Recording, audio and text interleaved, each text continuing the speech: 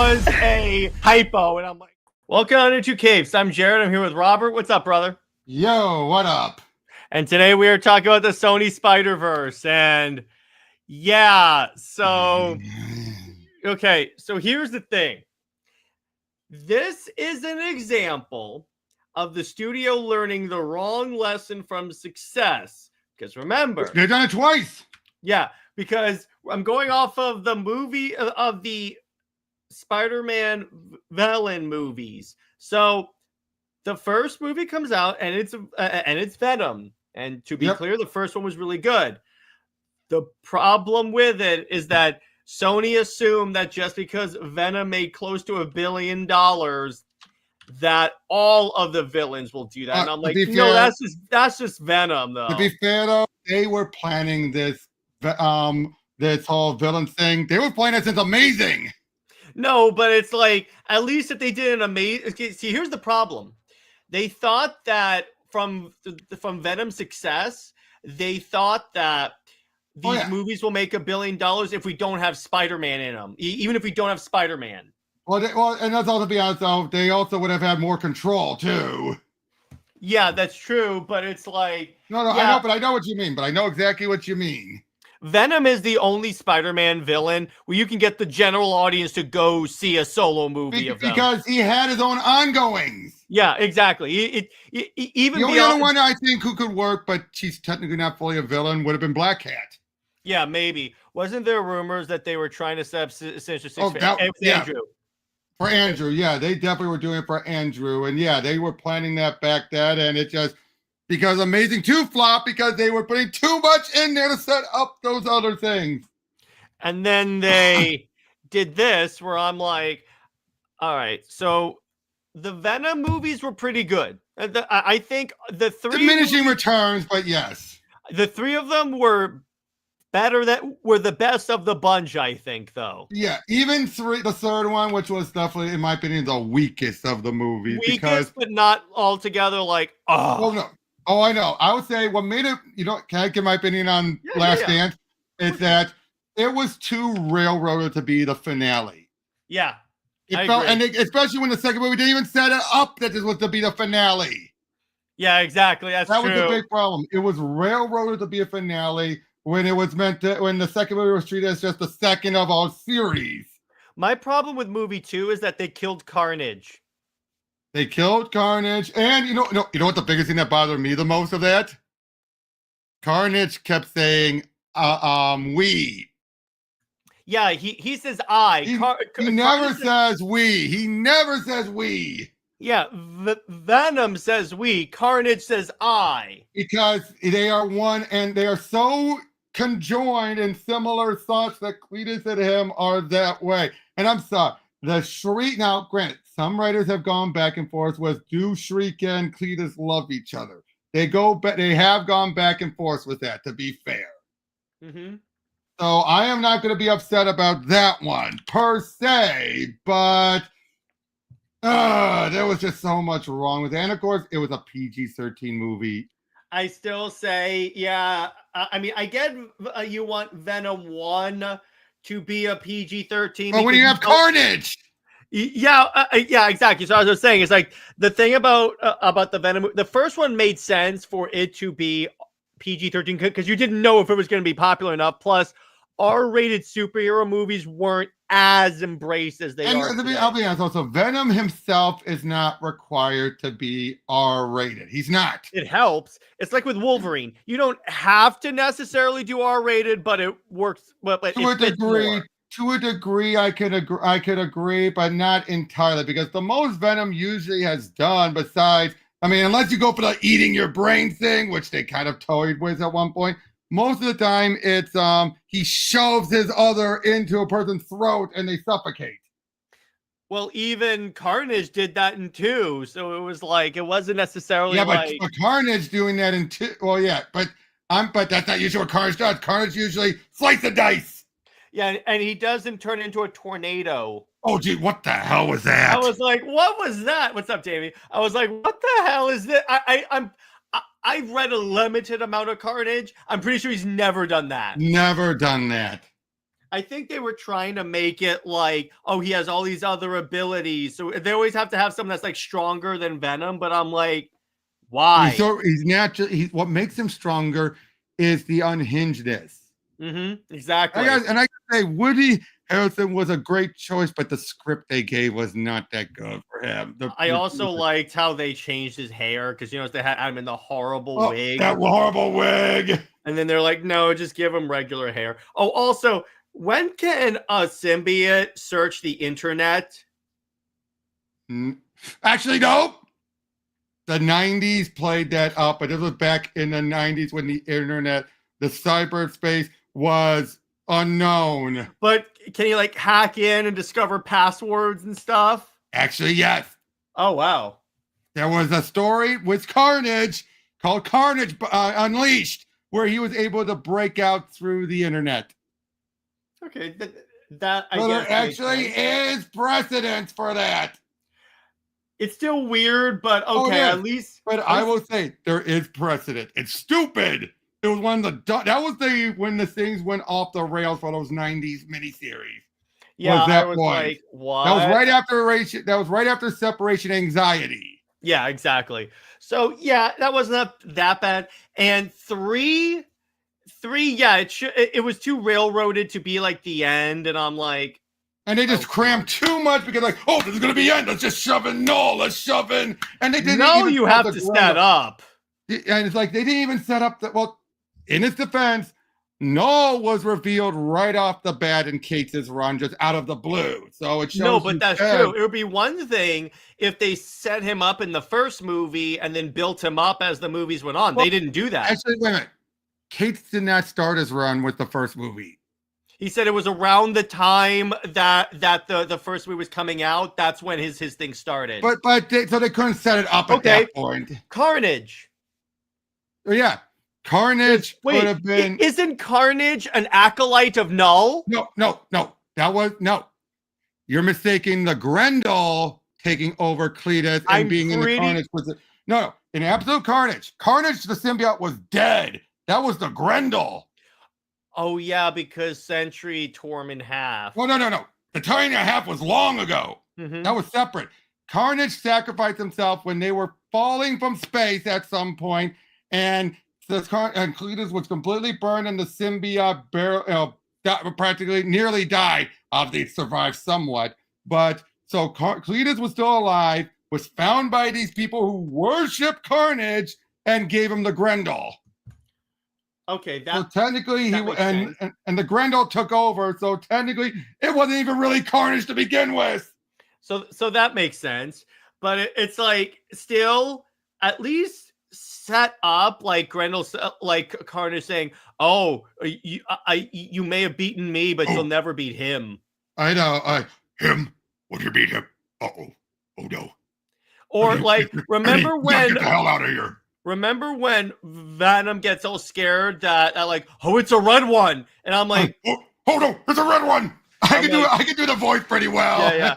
I'm like, the red one was an interesting idea, but they didn't go anywhere with it. They didn't do anything with exactly. I'm like, okay, that was the problem. So the same writer across all three movies, I might add.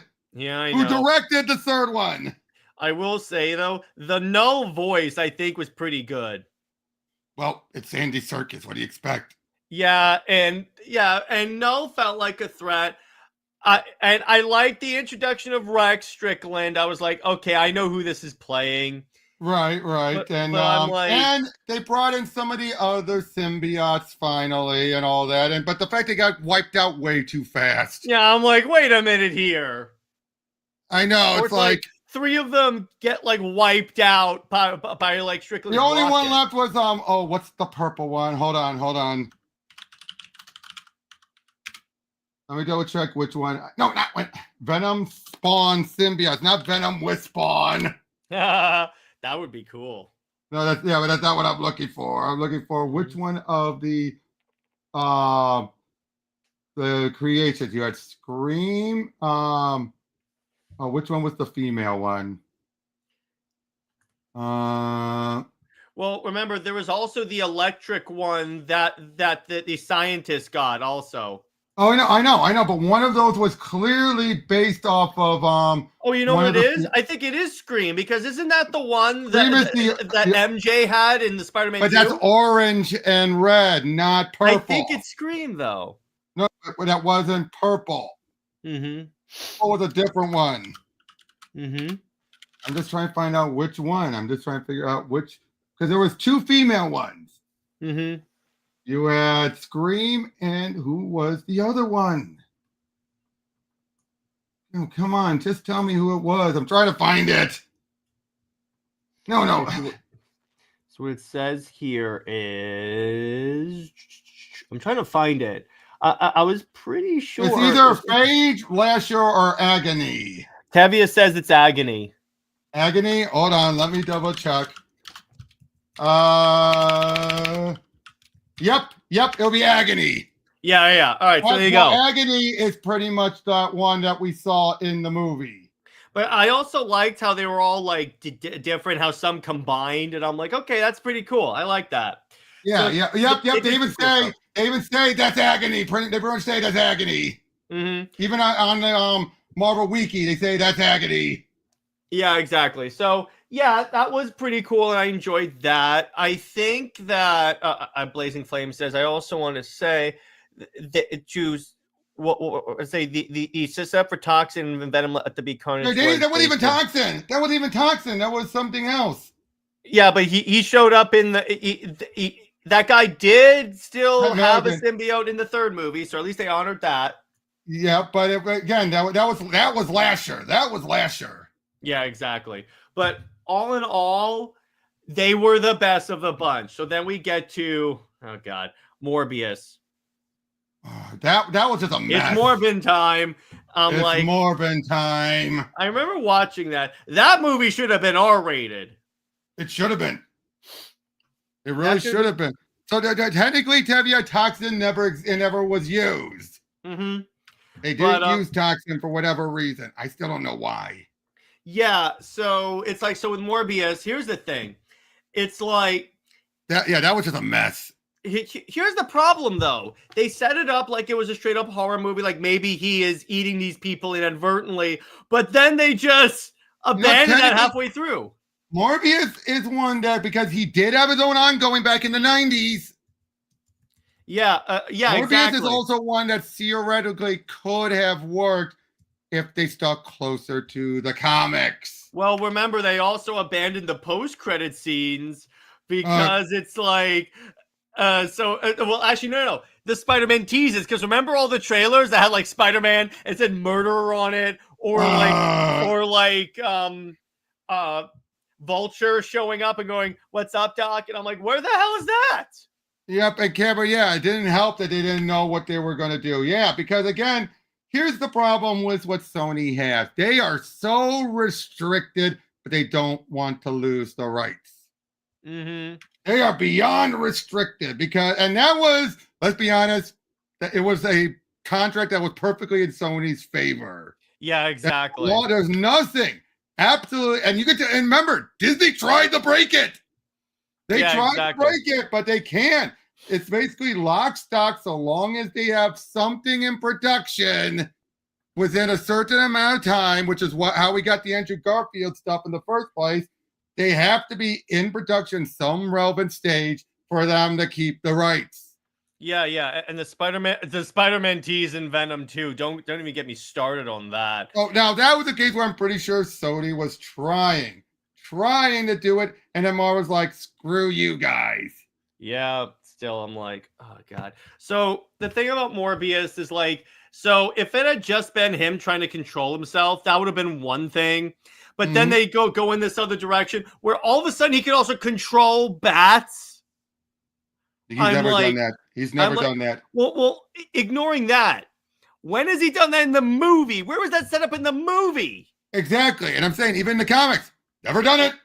I mean, the only part where they can maybe argue is when he goes into the bat pod thing, and it's like and the bats like accept him. But I'm like, he never said he could control bats. Again, it was a case where that was clearly a case they did in reshoots and all that. Yeah, and I'm like, that is just like, See, again, it's like that's one of the occasions where like I watch Morbius for the meme, and I'm like, The fact that you okay, actually thought that the meme was going to give it new life back in theaters. yeah, How desperate are they? I love they re-released it and it didn't work, and then there was another. They actually thought it would. They truly thought it would. But Robert, it gets even better. There was another petition that said, "Release it again." We were all busy that day. that was clearly a joke. That was clearly that was clearly a joke. That was clearly a joke. But that is just great. I love that. But it's so ridiculous. Yeah, exactly. I'm like, you really thought that was gonna work? But all in all, I'm like, that tells you how desperate they were. But then you have Madam Web. Okay, so the original idea for Madam Web is a better idea than the thing we got. Yep, the whole idea of it being that there was an what was the original idea again? Like an evil. It was Ezekiel was going throughout like this. He was going back in time to eliminate Peter Parker. Which that makes sense because no, wait. You know what? It shouldn't have been Ezekiel. It should have been Moreland. Okay. Yeah, there you go. It should have been Moreland, not Ezekiel. Well, not only that, so they never tell us where he got his spider suit. Nope, because I bet you that was on the cutting room floor. You want to bet? Yeah, and it's like also the fact that it's like they never. There's this one time, dude, where like he's in one scene, he's in a suit, then like suit as in suit and tie. 5 seconds later, he's crawling on the thing, and I'm like, where did your clothes go? Exactly. But would you agree with what I just said? It's like, it should have been Moreland. Yeah. But not only that, so it's kind of funny.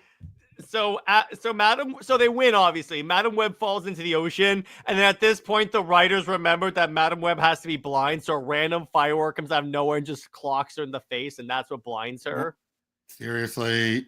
I'm like, my God, seriously. Yeah, Cameron, there was supposed to be a kid Peter Parker in there because, again, it's essentially Terminator. And I'm like, okay, then you have something there. Yeah, you have something there.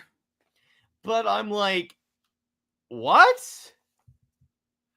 And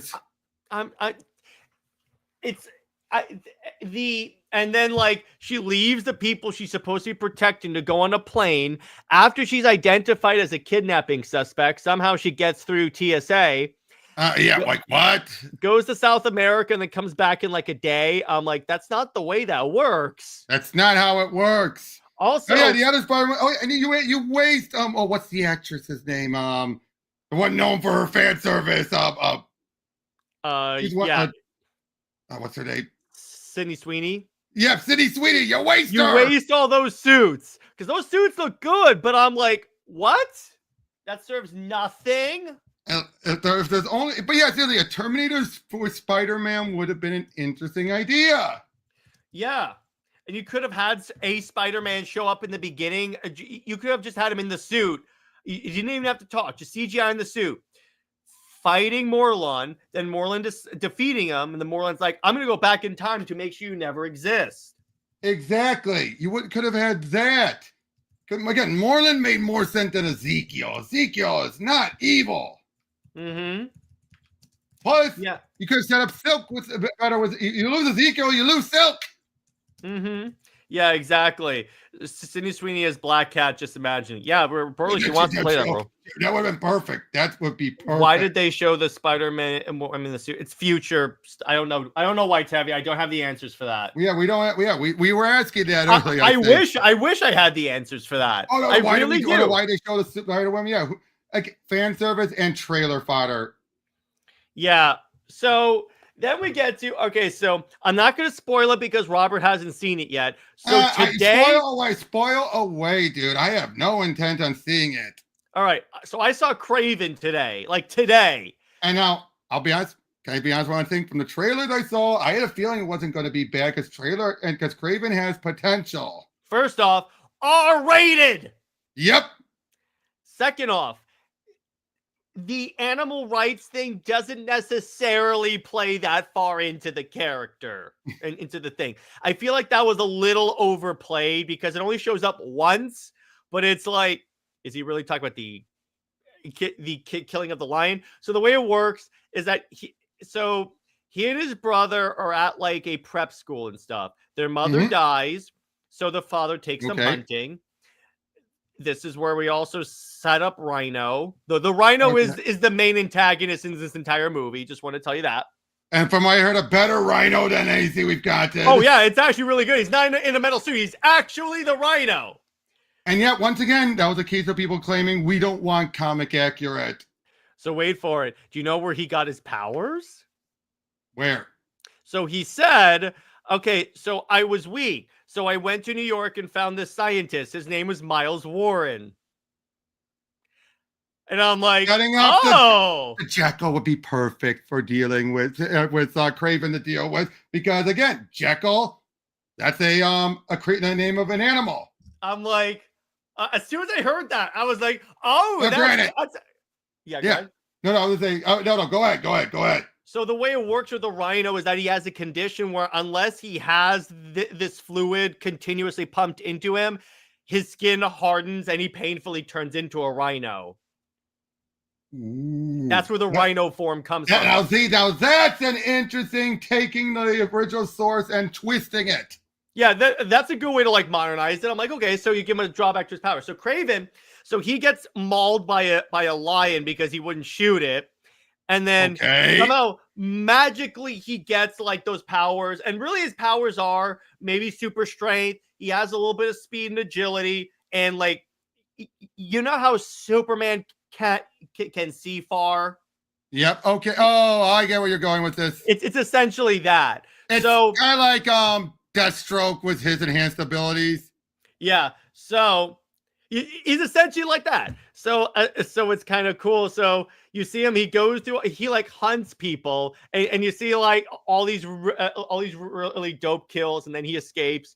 And so his brother gets kidnapped by the Rhino in order to draw out Kraven because the brother wants to kill Kraven. Mm-hmm.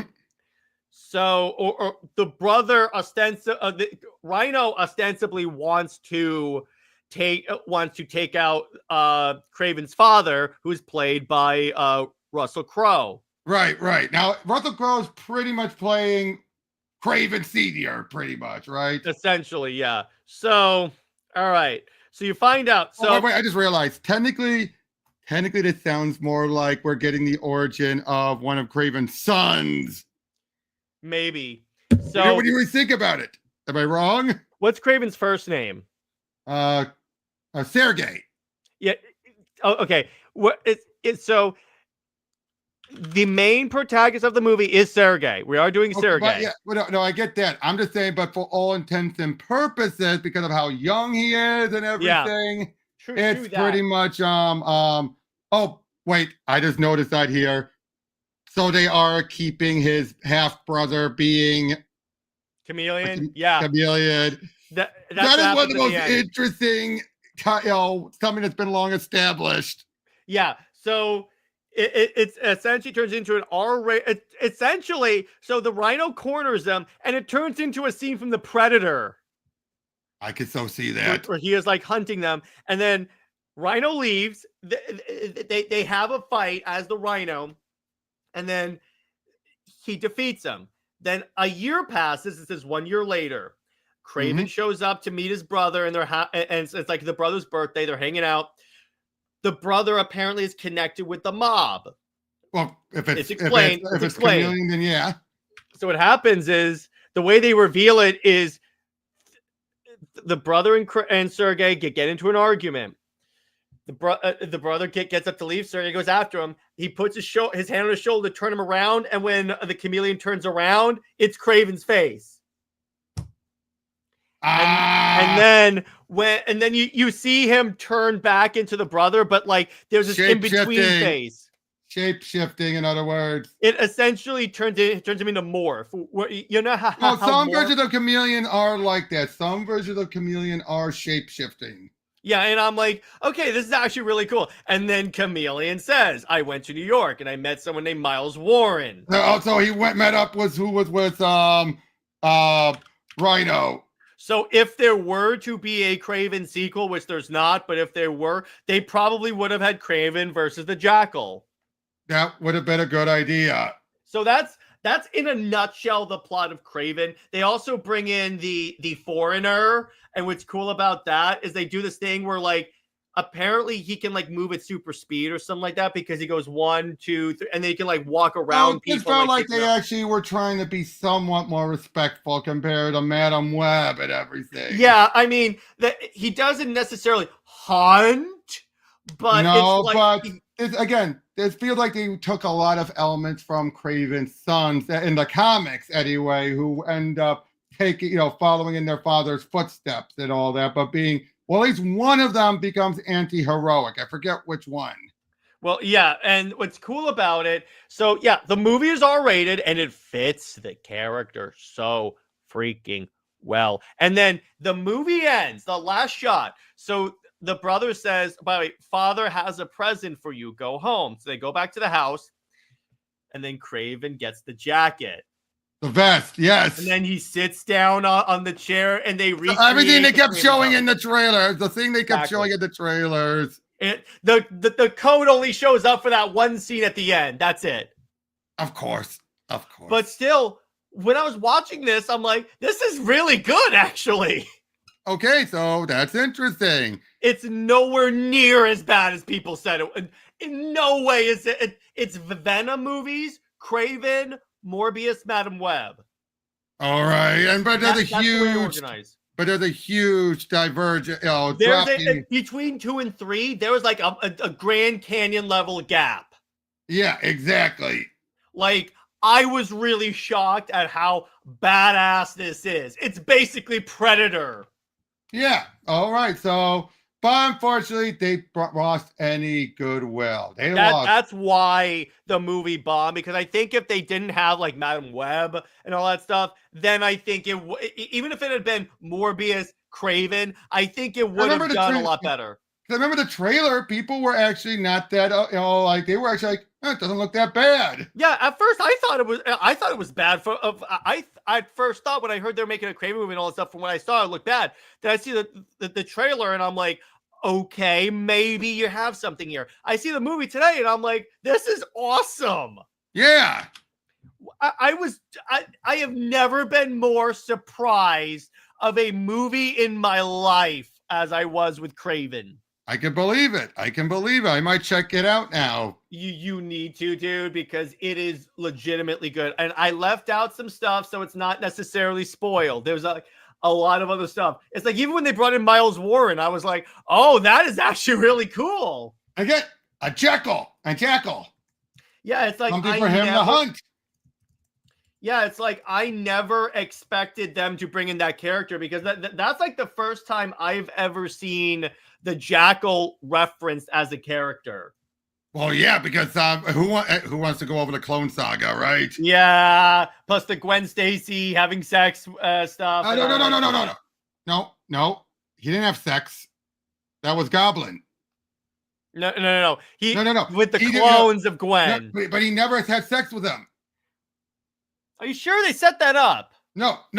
He was in love with her, but he never did anything. It's what drove him to clone her. Okay, I see. It's what drove him to clone her. In other words, he never had the chance to do anything.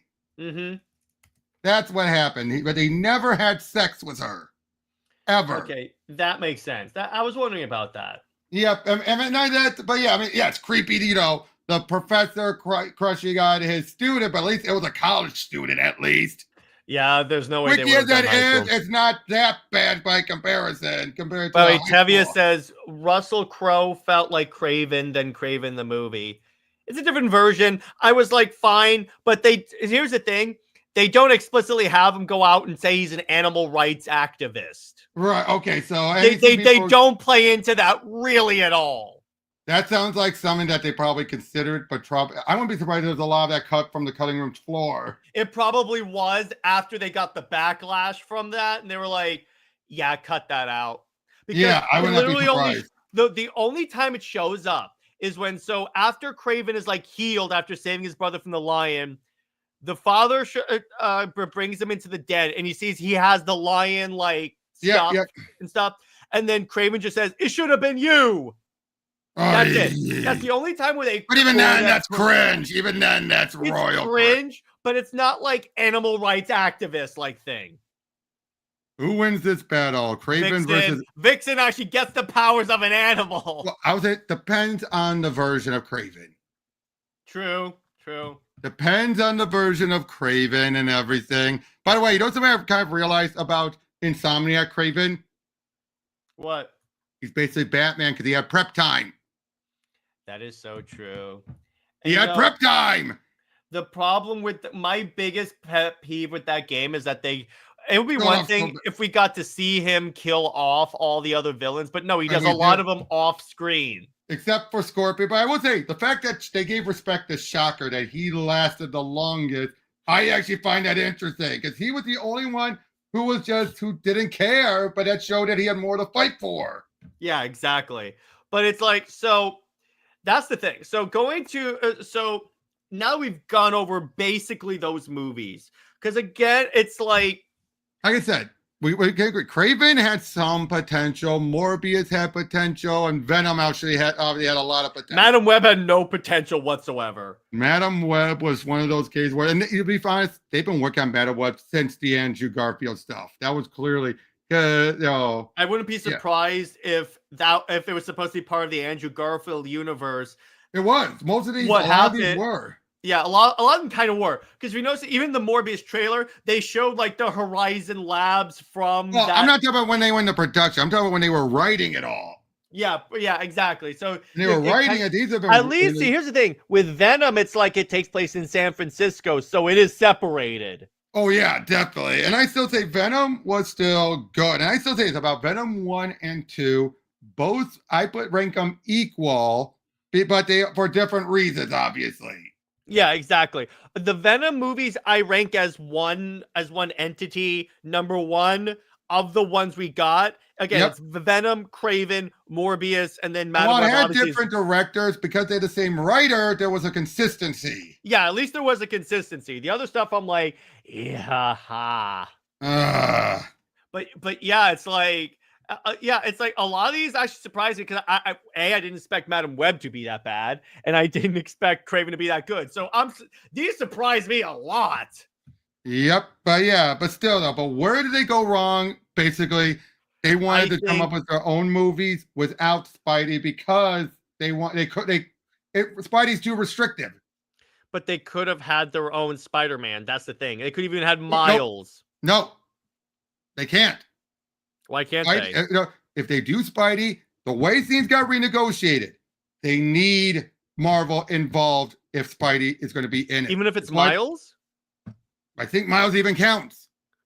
Watch, they would have tried to cheese out of it by giving Miles a different name other than Spider-Man. But my point is, they have to do that. That's the reason why they keep on saying they have all these cameos, but then he has final say. Why do you think Feige keeps getting so annoyed with them? Because they keep trying to sneak things in. Mm-hmm. That's the main reason why. Okay, that makes sense. That makes sense. Oh yeah, so they can't do it, but they've been trying to do what they can to build his own universe without him. Yeah, but again, and that gets into it. They picked at least. Let me put it this way: Venom and if it had been, they picked the wrong characters to have their own solo things. Because let me put it this way: Venom and Craven, you can do solo. I think you could have. Morbius barely. I think if Craven had come out after after Venom, would have done great. Right, but like I said, Morbius, not the way they did it. No, particularly with the false marketing in that movie, and I'm the way the whole script and everything. No, but Morbius could work. But you know what he needs? He needs the other Midnight Suns. Yeah, you could have introduced Blade in that. They don't own Blade. Oh. Marvel owns everything else. Remember that. So that's the one downside. Morbius can work, but you need him in a Midnight Sun-esque setting of him fighting off other monsters. He's a being that fights other monsters. That's what you do with Morbius if you want him to be solo. Okay, I see that. And That's yeah, what but they should have done, but they didn't. yeah, exactly. And I'm like, yeah, because even it was cool when he was battling the other vampire, like Milo. And I was Yeah, like, but too much BS had that. Blazing Flame yeah. says, as far as we know, they can use Miles in any other non-Peter Spider-Man than only universe. They do with it's only in regards to the Peter Parker. Okay, so again, Okay, it's like so they could have done that at least, because with Miles, particularly after Spider-Verse, they well, had that. they could, but I think because people have now so affiliate Miles with Peter. Yeah, but at least there would have been a Spider-Man in the movie. Yeah, but again, what can I you know. do? They just I know want to it's keep. not as simple as one thing. I know. Tavia says, "Question: Aren't we getting Spider-Man Noir TV show?" Yeah, well, the Spider-Man Noir is a separate Spider-Man. Yeah, it's not Peter again. Well, it is a Peter, but not. Yeah, but it's not like the main 616 Peter. That's one that would be one Exactly, thing. exactly. And If plus, I think they don't want to recast Peter. Do a new casting of Peter for their own Peter, probably because one, Tom Holland is still recognized. They'd have to compete with that, and they still want to use him. yeah, so I'm like, okay, I get what they're going for, but I guess that makes odd sense. But I'm like, but going back to this, if they had kept the original Madam Web, I think a lot of these started off great, but they changed them too fast. Exactly. They changed them too fast, too quick, all that. Like the only one that I think again was fine throughout was Venom and maybe Craven, but besides that, I'm like, these needed a couple more passes of the script. It's like Black Adam. Black Adam, Yeah. you could say was pretty good for what it was, but it's like it needed a couple more passes to go. Can we? It really did. It really did. Like, do we really need the kid to be so annoying?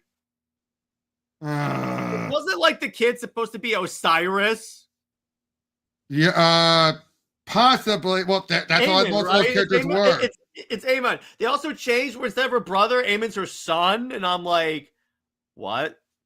Because Adriana Tomas becomes the superhero ISIS. Yeah. Obviously, they couldn't have her. Yeah. Right, exactly. right. But I'm just like, yeah, exactly. But right. It's like you needed, and that's to Robert's point. It's not like any of these were bad ideas in terms of characters that could have their own movies. Because again, it's like if they didn't change the Madam Web plot, that would have actually been really cool. Speaking of Sony, I'm now wondering if we will ever get beyond the Spider. Yeah, they keep delaying that. They keep delaying, but no, they are. Here's the reason why. People forget. They just assumed they were going to jump right into production right away and just get caught up with the next one when it doesn't. They've been starting from scratch. Yeah, which that's not a good thing. That's not a good thing. It's definitely not a good thing. Absolutely not, because what does that say about the plot? Yeah, exactly. The only ever time I've ever seen that happening, and as of yet, it's actually worked out pretty well, is Daredevil. Right. Which makes you wonder, how bad was Daredevil for them to decide just reboot the damn show? No kidding. And I'll be honest, I'll be honest. Can I be honest about one thing? Yeah. Back on the old Fox stuff, I liked the original Daredevil movie. Me too. The director's cut was really good. Yeah. I remember, here's the funny thing. I remember watching this movie and thinking, why do people hate this? This is good. Then I realized I was only watching the director's cut.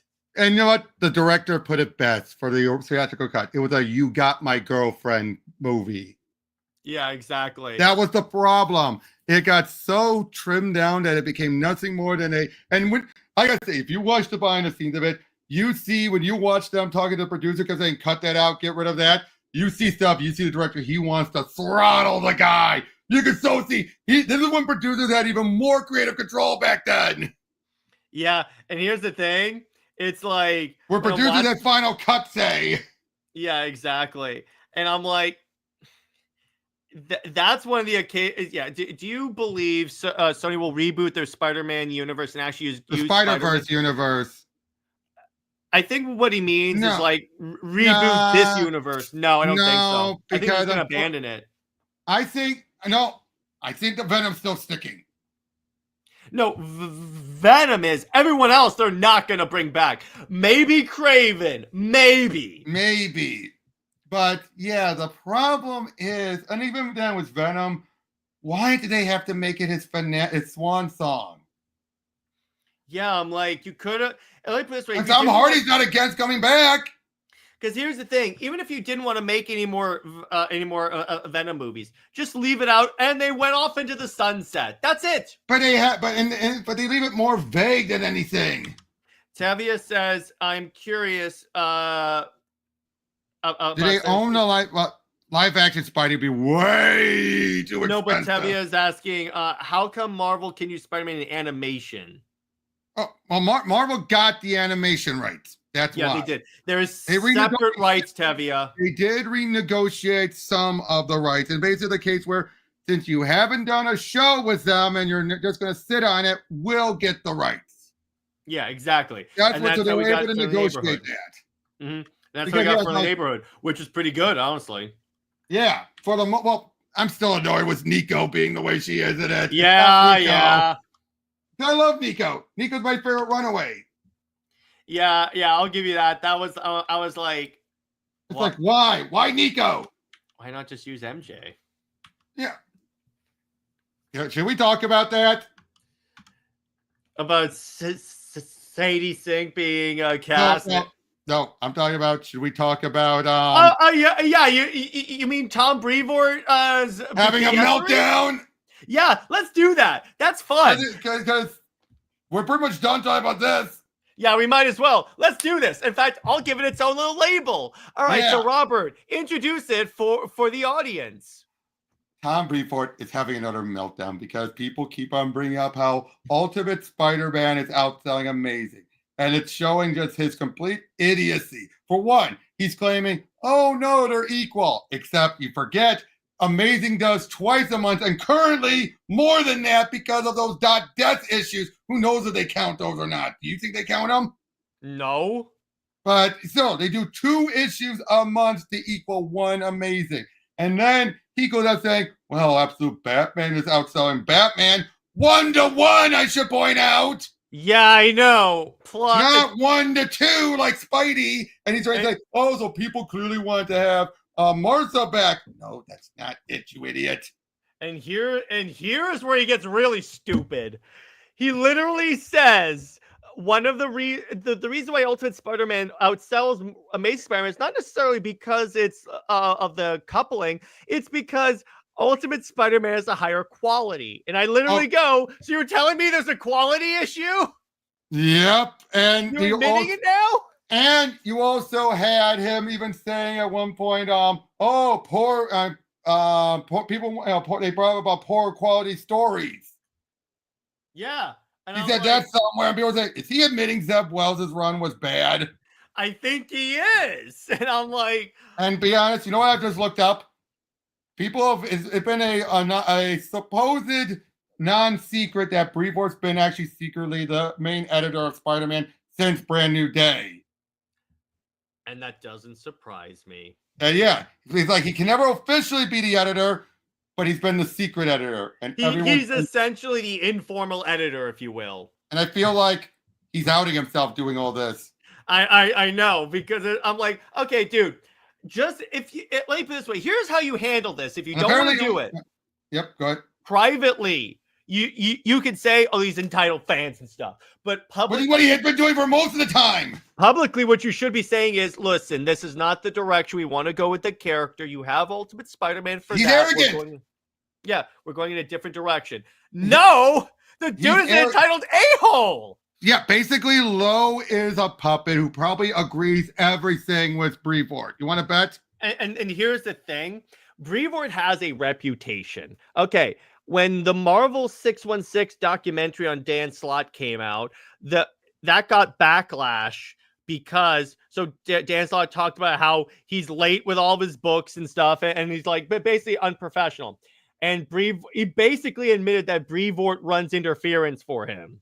Which you want to bet that's what's been going on ever since the Lowe interview fiasco? Yeah, exactly. That's what I think happens. And then here's the thing.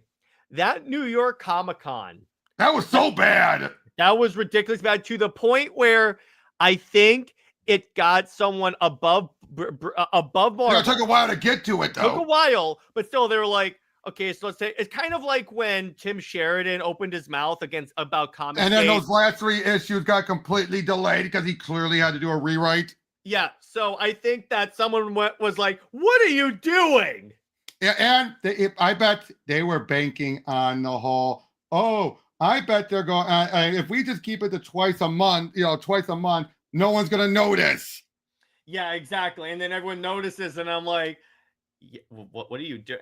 Why else would he bring it up? Why else would he bring that up? And again, Robert, you brought up a good point when I was talking about you earlier. It was probably, remember, they were counting on Ultimate Spider-Man to flop hard. Big time. And they were banking on it to just go, why else were they mocking people saying, if you don't want to, go read this?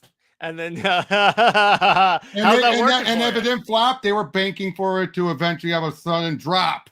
And it so far hasn't. And I'm like, it hasn't. Here's what you have to. It's like not only do you have like that, but it's like then you have the disastrous New York Comic-Con where where literally it's like they showed an image of Peter and Black Cat kissing, ignoring the fact that Black Cat up until this point was dating a woman. So that's the first thing you do. That's the first thing you do to piss people off. To be fair, they already had them together for a brief time and did nothing with it and then broke them up because they actually... No, but still, they're doing it again. But then the fans legit were like, and booed. And let's not forget the Kamala Khan and stuff. And then, yes, exactly. So they're never going to let him forget it. They're never going to let that will be Lowe's legacy, if you will, is the death of Kamala Khan in a book of a character where she barely interacted with him. It would be one thing if it's Miles' book. People counted. Yeah, exactly. He appeared in so many issues, and the panels were not even worth it. Exactly. So, does this mean Brevoort stays? No. Not at Marvel. At the Spider-Man thing, yes. I think they're going to finally put their foot down and be like, now, we could be wrong. We thought that Lowe was going to be rolled off. Yeah, but again, that could be attributed to Brevoort protecting him. Yep, but because there's something going on for Brevoort. They're having these meltdowns. Yeah, the very fact that he had these meltdowns. This sounds like desperation. This sounds like desperation for him. I think, honestly, someone has started talking to him about telling him you have to be cut off from Spider-Man permanently. And he's either lashing out. Yeah, he's acting out. Or I also think it could be a case where he is just a desperate boy to try and just put out there these possibilities to dismiss, and hopefully thinking this person's going to see him and be like, oh, that's all it is. Okay. Yeah, that's why he's banking on that. He is so because by the way, bringing up the Batman thing. Here's where the Batman thing is a bad example to use. Absolute Batman. Yes, it is. The Craven movie is worth watching. I'm going to tell you that right now. It really is. All right. Here's where the Batman analogy doesn't work, Robert. I know why. The absolute Batman status quo is not something fans have been asking for decades. They embraced it, but they embraced it because it's a cool Elseworlds.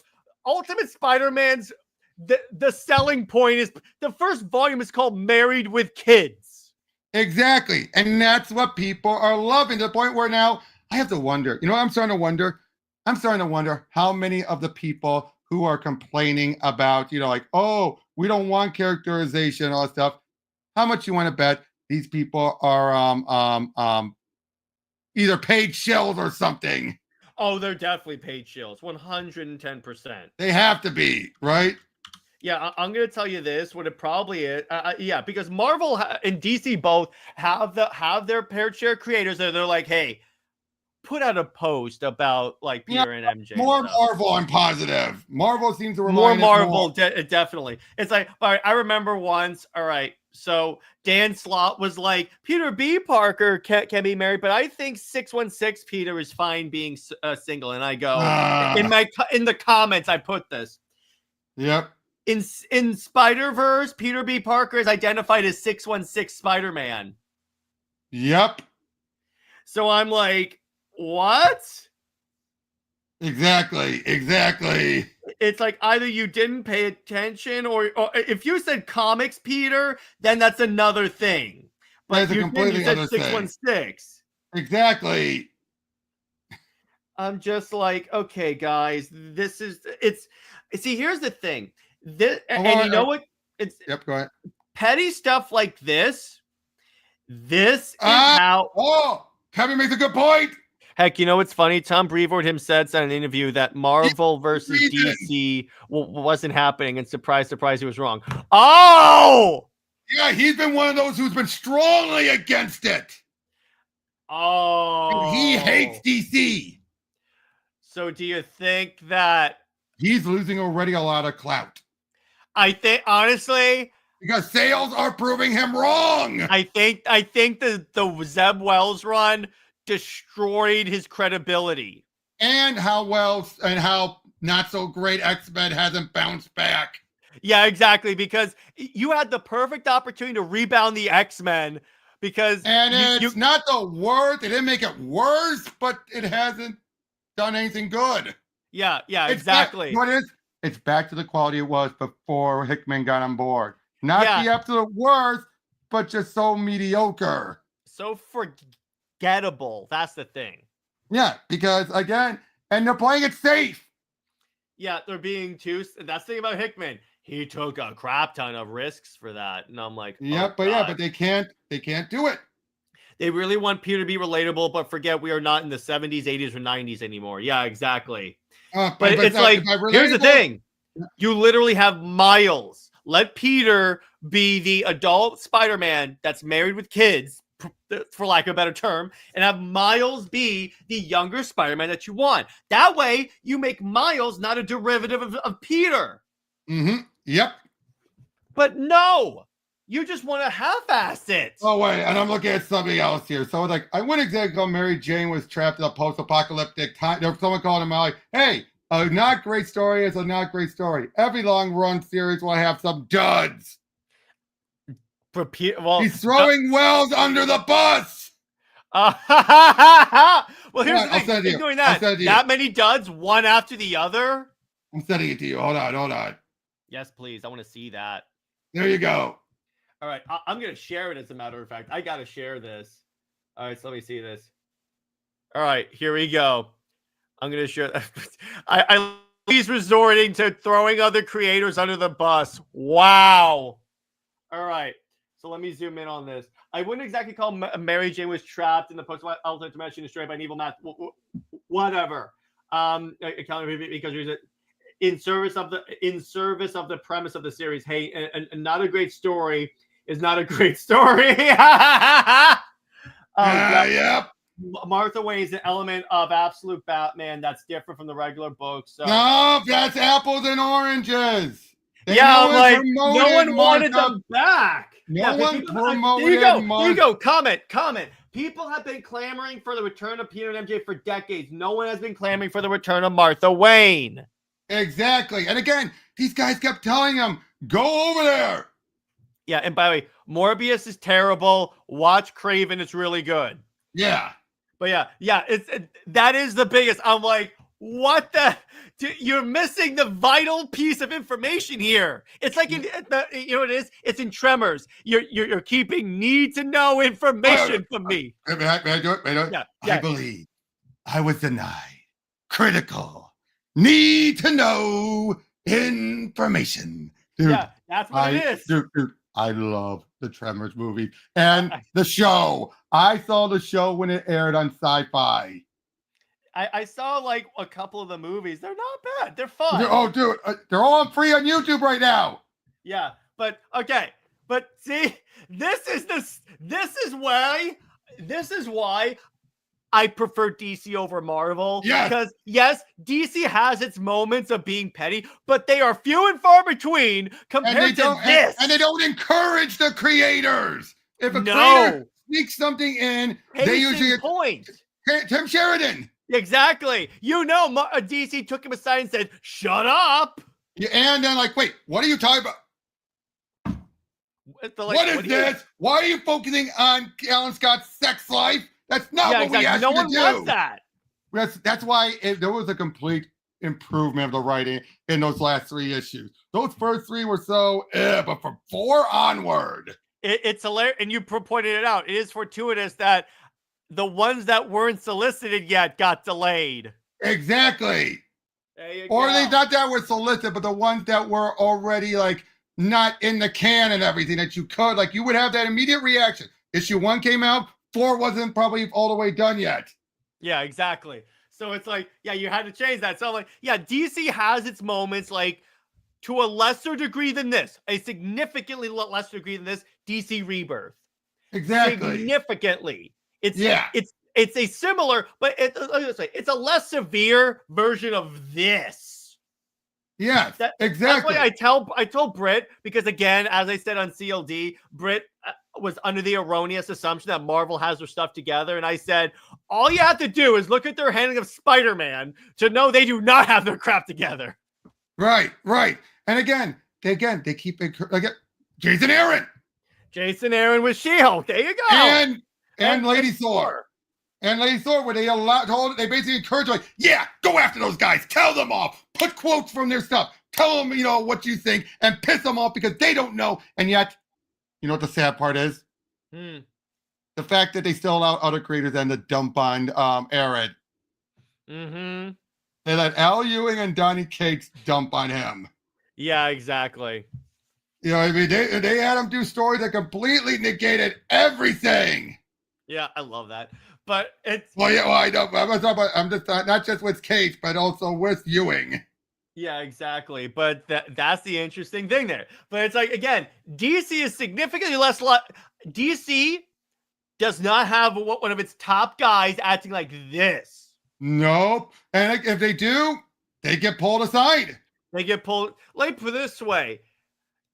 It's like the last time I saw a creator act as immature as this is after the election with Mark Waid. And Robert and I already talked about that. DC took him aside. It's like, so you're going to give a subpar work because the guy that you wanted to win. And it's like, look, if you're having burnout, then tell us. Yeah, but if you're saying intentionally because of this, I'm sorry, we particularly on the book that we're marketing as the most important book we're putting out. What? Yeah. And so clearly things changed after that, obviously, because he's gotten better. It's a good book. They probably told him, if you do that, you're out. Like out of DC. We gave you chance. We gave you a big chance to come back. You've done good stuff, but we're not going to tolerate this. Yeah, because ultimately it's like DC is of the type that they're like, yeah, Marvel would have promoted Waid. Yep, for doing that. But DC's like, what the heck are you doing? That's the thing. It's like, again, why I like DC more, because there are 2 reasons why. In addition to the Gods Amongst Men thing that I talked about for a long time, it's that DC is significantly less. I'm going to use the term woke, but I mean hyper focused on identity politics. They're less likely to assassinate their characters, because how many characters has Marvel just casually turned bi or queer in some hope that it will attract people's attention, and yet it hasn't. Well, here's the thing. Marvel justifies it by saying, oh yeah, we're the world outside your window, but yet but the majority of the world isn't queer. Yeah, exactly. That's the problem. And I'm like, what? No, but ignoring that. So it's that. But again, this is what I told Britt. You could say that like some creators and editors are like dicks. We'll say that. But it's significantly better than Marvel. Like, again, far cry. It's either they've been forced not to say anything, or they're just good people. Yeah, and again, it's like they know, because here's the thing. What Brevoort is saying is through the people that essentially pay the bill. You know why? You know why? Because they know people are just going to buy it no matter what. They're so used to that. The other reason why, I think at least, and it's he's not going to go. He's earned too much goodwill for the most part to get just canned. He's not gonna get canceled. He knows where the bodies are buried. Yeah, but it's like, so here's the thing. Sam had this on my show a while back. He said some people, and I'm sure this is factoring in it, some people are like hyper focused on the status quo of the character when they got into comics. Oh yeah, and unfortunately that's why so many people were against the marriage. That's why so many of these creators were. Exactly. So I know. I remember Roger Stern was so against the Spider marriage that he, except for one time when he came back to actually reveal who Hobgoblin was, he never wrote Spidey again until Brand New Day. And he was one of the first people to do it. Exactly. And I give him props, though. He didn't make a stink. Not much. Yeah, but and that's the thing, and that's part of it. And you have that at DC for sure. But yeah, you have that you have that at both, where people are like hyper focused on one. And you could argue that's partly why like the newer audience, like the younger audience has trouble like jumping into comics because they're like, this is boring, and some of the tactics they're using don't necessarily work. We can argue on that. Right. But so I understand that. I'm sure that's factoring into Brevoort. But here's the thing.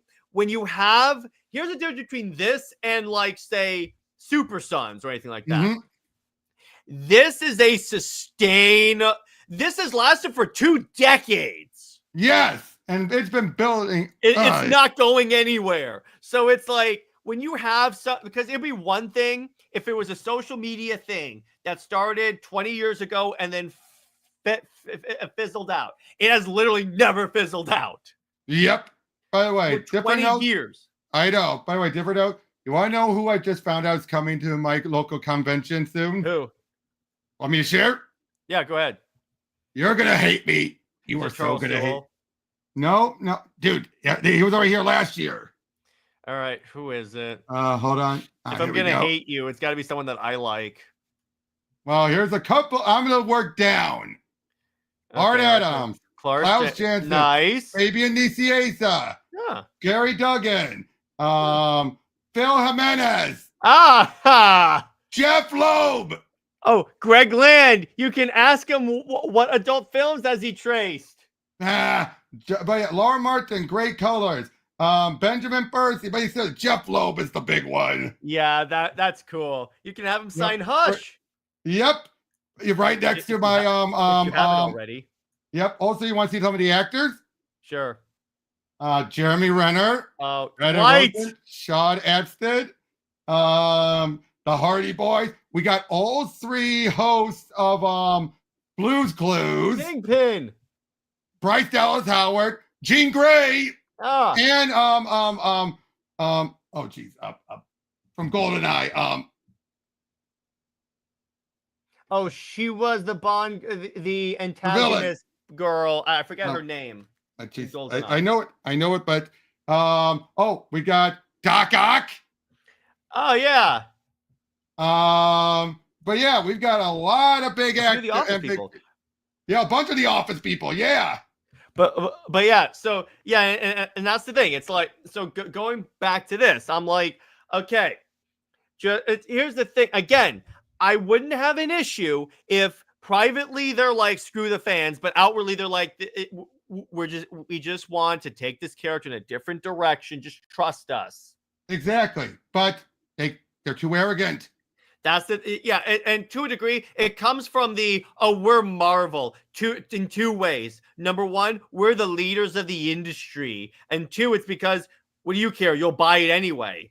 Or if not you, 5 people will buy it for you losing you. But again, it gets to Xenia, and it was Xenia on the top. Okay, but then it gets into here's why I think it's happening now. All the backlash from on Brevoort, because now because that New York Comic-Con brought the biggest because now Brevoort can't claim that, oh, it's just a minority of fans that want them back together or something like that. Or it's like the people on the internet. And it wasn't even the Spidey fans that did it. It was Ms. Marvel fans. Yeah, they were like, why did you kill her? And and the way Lowe handled it was horrible. Yeah, exactly. And here's the way he said, the way he said, the way you want it is not necessarily the entire fan base. And that though, I think here's another reason, it's affecting Venom too. Yeah, because everyone's they're now forcing things. Yeah, because like this way, if he makes Paul Venom, which that seems, because now I will say this: I read the new issue. You want to know who it turns out? Rick Jones is not one of them. You know why? He's Sleeper. Okay, that works. I like that. I like that. I do like that. That was a good twist. But it's like if they make Venom Paul, I guarantee you that book will be canceled soon. It will, because people will jump off because they're either overestimating how much people like Paul, or they're just like, screw you. The Ben Reilly thing. Oh yeah, because Brevoort also is that character. Okay, so apparently Jordan White is still the editor on Venom. I have a feeling that they're more pushing their weight around then. That's true. All right. Yeah, because White, yeah. So I think that's a good place to leave it. So we talked about the Sony movies. Ironically, both Spider-Man related topics. So hey, it worked. Yep. But so Robert, I had to bring it up. I had to. That was just so good. So Robert, where can we find you, and what have you got coming on your channel? You can check out my and I'm sure you put the link down below. But yep, you can check me out there. I got a bunch of Pro Teachers noobs in the can. He's got really great stuff on there. I just want to let you guys know that. Just yesterday we did. Jared and I joined me for Let's Gods of Krypton, and then tomorrow, what do we have? Superman versus Wonder Woman. Yes. Yeah, I knew you wanted that. For the most part, good story. Good story, but bad motivation for Wonder Woman. Let's be honest. This way. Any story where she bashes Steve is a good story. She didn't fully bash him, though. That's the funny thing. No, but it was hilarious. She still talked down to him. So as for us, Super Wonder Legacy this week, Britt and I will be comparing Superman, Wonder Woman to Black Widow and the Winter Soldier. And I will be able to introduce her to Ed Brubaker's Captain America run. I'm so excited about that. And for Wonder Woman Wednesday, I'm formulating what I want to do. For movie night, we're doing JLA, the Time JLA movie. And for that's about all I got for. Oh yeah, on Friday, Drew, which is tomorrow, Drew from Comics Elite will be coming on the channel to talk about his new book. So, all right. Stay heroic, everyone. Remember, Lois Lane is Lois Lame. She belongs to General Zod. And Steve Trevor, Steve Never. He belongs 6 feet in the ground. Zoe is the max about for life. I'll see you later. Bye-bye.